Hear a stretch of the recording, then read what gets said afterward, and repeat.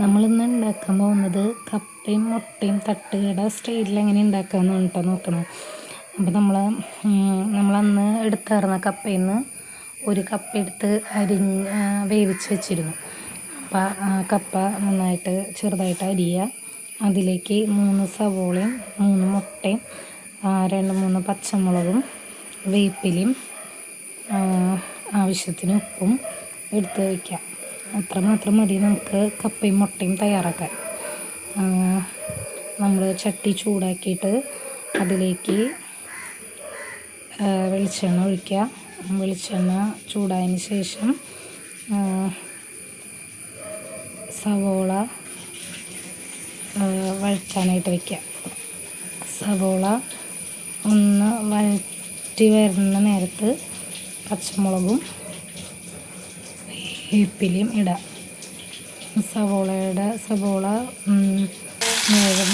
വഴറ്റാനായിട്ട് ഇച്ചിരി ഉപ്പിടാം, ആവശ്യത്തിനുള്ള ഉപ്പിടാം. പക്ഷെ ഒരുപാട് സവോള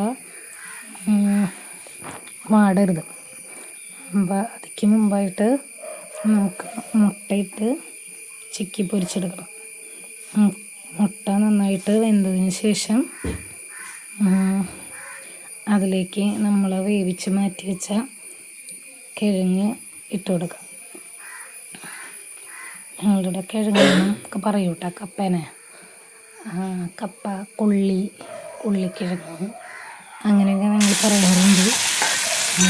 അത് കഴിഞ്ഞിട്ട് അതിലേക്ക് ഇച്ചിരി കുരുമുളക് പൊടിയും കൂടി ഇട്ട് കഴിഞ്ഞ് കഴിഞ്ഞാൽ ഒരു ടേസ്റ്റ് ഉണ്ടാവും. അപ്പം എത്ര ഇട്ട് കഴിഞ്ഞ് കഴിഞ്ഞാൽ നമ്മുടെ കപ്പ മുട്ട റെഡിയായി. പിന്നെ നമ്മളൊരു വാഴയില എടുത്തുകൊണ്ടു ഒരു പാത്രത്തിൽ വാഴയില വെച്ചു. വാഴയില വെച്ച് നമ്മളിത് ചൂടായിട്ട് തന്നെ തിന്നണം, അതല്ലെങ്കിൽ ഇതിന് ടേസ്റ്റ് ഇല്ല.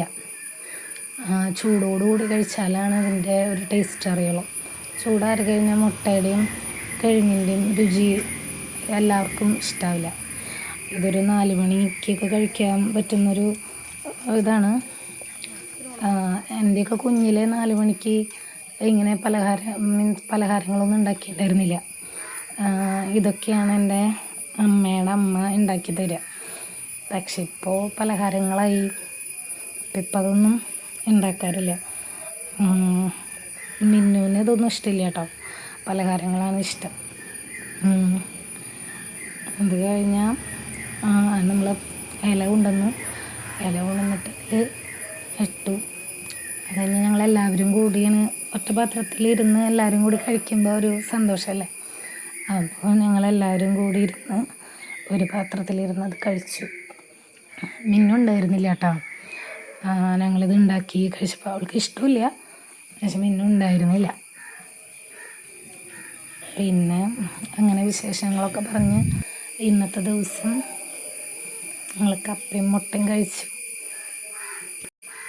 എനിക്ക് ഇതൊക്കെ ഉണ്ടാക്കാനൊക്കെ ഇഷ്ടമാണ് കേട്ടോ, പക്ഷേ കഴിക്കാൻ എല്ലാവരും കൂടി വേണം. അതുപോലെ എല്ലാവരും ഉള്ളപ്പോഴാണ് ഇതൊക്കെ ഞാൻ ഉണ്ടാക്കാനായിട്ട് ശ്രമിക്കുള്ളൂ. ഇപ്പോൾ കുറച്ച് ദിവസം ലീവൊക്കെ കിട്ടിയപ്പോൾ എനിക്ക് ഇൻട്രസ്റ്റ് ഉണ്ടായിരുന്നു. അങ്ങനെയാണ് ഞാനിതൊക്കെ ഉണ്ടാക്കിയത്. അങ്ങനെ മിന്നുവിൻ്റെ കാര്യങ്ങളൊക്കെ റെഡിയായി.